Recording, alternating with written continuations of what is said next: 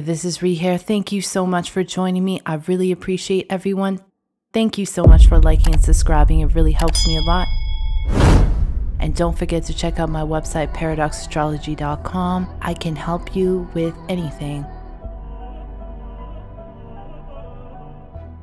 If you like exclusive occult videos that I don't post on YouTube, consider subscribing to my Patreon. It also supports this channel. Okay, let's get into it. So this video is going to be about ghosts from the perspective of Daoist sorcerers who have some of the most deepest ancient occult knowledge in the world.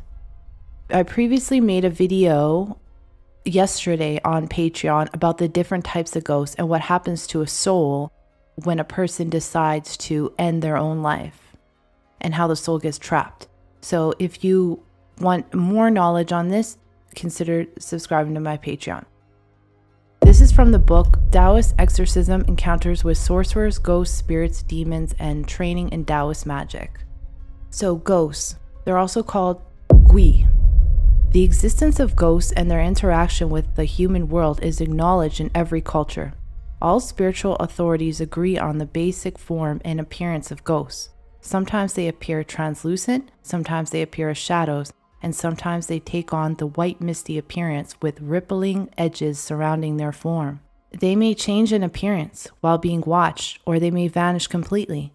Some appear as human or spiritual beings of all classes, some as animals and some as phantom objects, trees, houses, bridges, etc.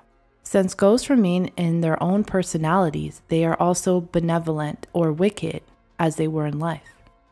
The presence or influence of a ghost can manifest an uncharacteristic thought or be detected through an intuitive sense. A ghost can also manifest as a disembodied voice or an energetic ball of light. Because ghosts are considered to be spirits of the dead, when materializing, a ghost almost always takes on the appearance of its original form, be it human, animal, or thing. In ancient China, the word gui was used to denote ghosts and demons and was occasionally used to refer to lesser deities. Ghosts belong to the yin category of the subtle realm. They consist of an energy that is much heavier than that of spirits, but more subtle than physical matter.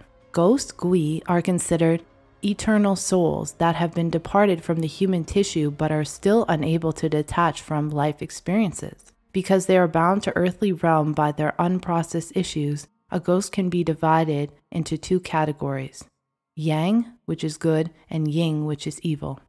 Yang ghosts. Ghosts in this category are commonly referred to as benjing ghosts, phantoms, or free floaters. These disembodied souls can either be lost, confused, or delusional, or they may purposely remain in order to guide and protect the living. Yin ghosts. Ghosts in this category are commonly referred to as malignant ghosts or poltergeists. They are known the world over by various names according to location, language, and customs. These disembodied souls are angry, malicious, mischievous, destructive, or grief-sickened and obsessed over an unhealed emotional tragedy. They manifest through such antics as making noises, vile smells, strange lights, moving objects, interfering with telephones and electrical equipment, turning lights and appliances on and off, and assaulting animals and people. Example, pinching, biting, hitting, or sexually assaulting. Since these spirits are yin, this paranormal activity almost always occurs at night. Such occurrences usually start and stop abruptly and can continue for several hours, several months, or even years. Most supernatural manifestations that include hauntings and psychic attacks are caused from ghosts that have become earthbound.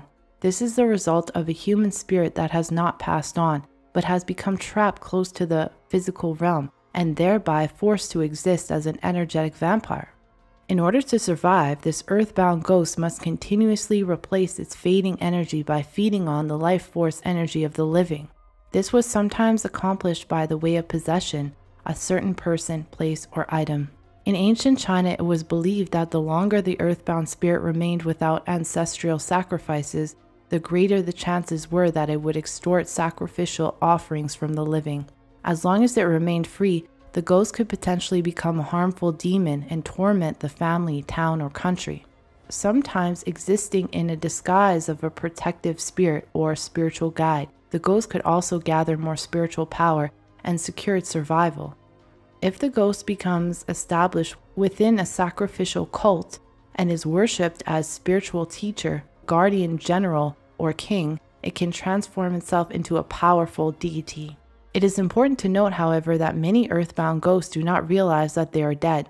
Such disembodied spirits are simply confused and exist in a surreal, dreamlike state that they do not understand. In many cases, any form of paranormal activity is focused through an agent, an individual who acts as a magnet for the activity. Most agents tend to be children and adolescent teenagers who are exceptionally psychic, clairvoyant, or other words, still open or susceptible to interactions with spirit world. So that's just a brief introduction about ghosts, and I'll definitely go in deeper to this subject as time goes on. So thank you so much for watching. I appreciate all of you. I'll see you in the next one.